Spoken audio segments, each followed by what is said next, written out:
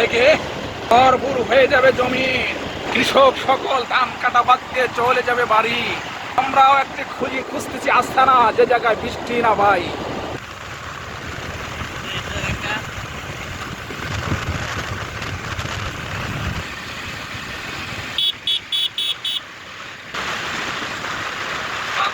নারী প্রেমে পাগল হয়েছি,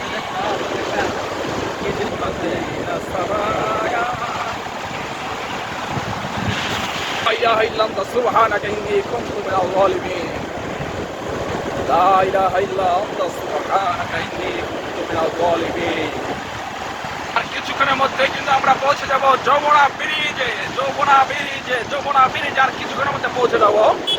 আকাশের অবস্থা কিন্তু খুবই ভয়াবহ। আমরা যে যেতে পারবো কিনা মহান রব্বুল আলামিন একমাত্র ভালো জানেন। লাইভ করছেন বাতিদা ছানোয়ার।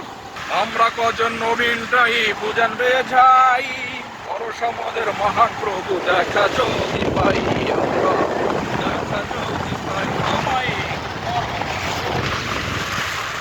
ঝড় কিন্তু বয়ে যাচ্ছে, বাতাস কিন্তু 70 থেকে 80 ডিগ্রি কিন্তু চলে আসছে। মহান রব্বুল আলামিন আমাদেরকে সহি সালামতে পৌঁছানোর তৌফিক দান করেন। আকাশের অবস্থা কিন্তু খুবই ভয়াবহ।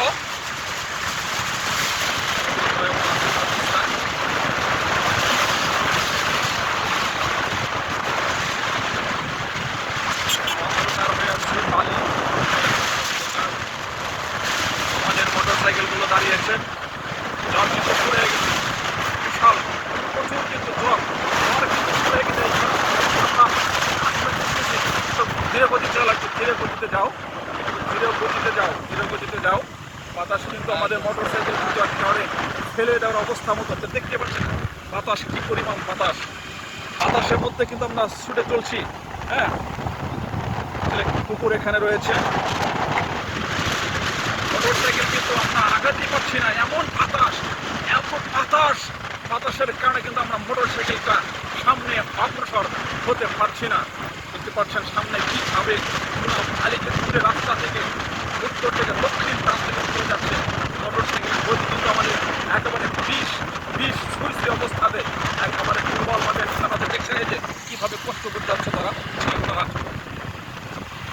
রাস্তার বালি একদম বাতাসে কিন্তু নিয়ে দক্ষিণ দিকে চলে যাচ্ছে। পেয়ে গেছিলাম যে বাতাস এসেছিল, একেবারে মনে হচ্ছিল যে আমাদের মোটরসাইকেল ফেলে দিবে দক্ষিণ প্রান্তে। বাম পাশে কিন্তু পুকুর রয়েছে বিশাল আকারের।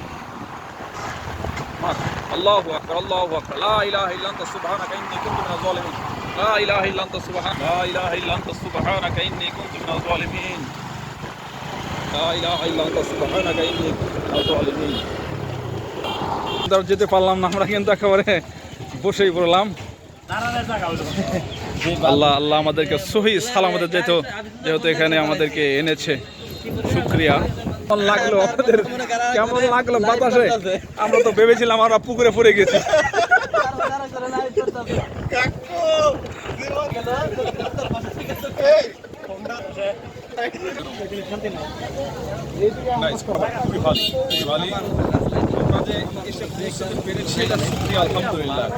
শুধু বলতে আসছি লা ইলাহা ইল্লা আনতা সুবহানাকা ইন্নী কুনতু মিনাজ যালিমিন। পুকুরে কিন্তু সেই মাছ না, ডোবা মারহাবা।